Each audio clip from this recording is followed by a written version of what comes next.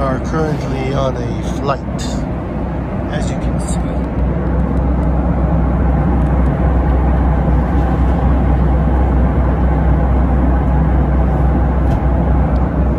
This is a power source on a Boeing 737. I will not show you what airplane we are, but I can tell you that if you have a heart attack, or if you need the use of a defibrillator, this is where the power might come from. You have to understand, having a cardiac event on an airplane is an extremely dangerous issue.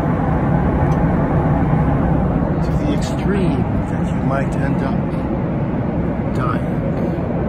End up without any blood coming through your heart.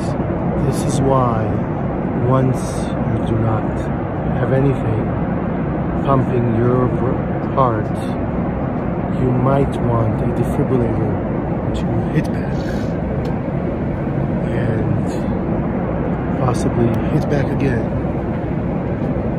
and then hit back again.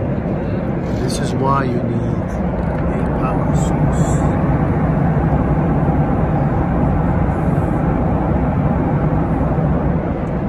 Boeing